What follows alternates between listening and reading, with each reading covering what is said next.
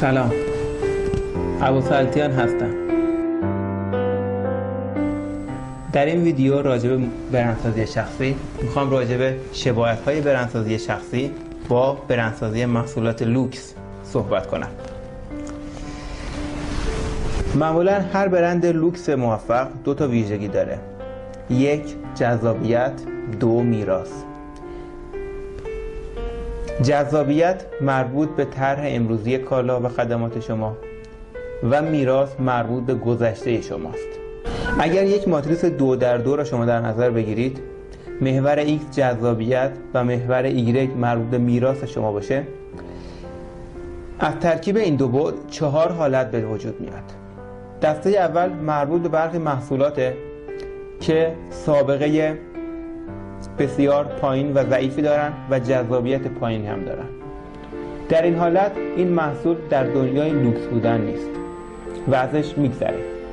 بعضی موقع از کالا و محصولی از میراث بسیار گرانبهای بهره منده ولی جذابیتی نداره، شبیه بعضی از کالاهایی که شما ممکنه از مادر بزرگتون به ارث برده باشید.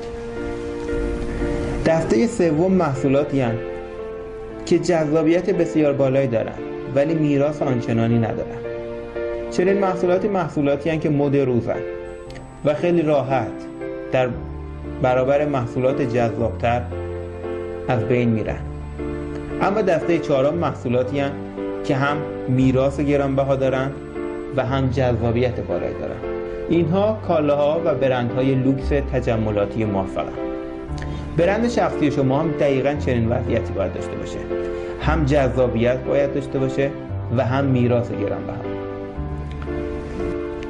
میراث و گذشته شما نشون دهنده سابقه شماست، اینکه از چه دانشگاهی با چه کیفیت فارغ التحصیل شدید، تجربه کاریتون چیه، چه موفقیت‌هایی کسب کردید.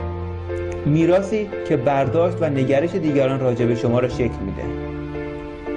و از طرف دیگه برند شما باید جذاب باشه. اینکه شما مرتب بگید اون زمان که من در شرکت فلان کار میکردم یا مسئول فلان قسمت اداره بودم، اینها برای مدت کوتاهی دوام میاره. برند شما جزئی از دنیاست و دنیا در حال حرکته. مهمتر از گذشته کاریه که الان انجام میدید.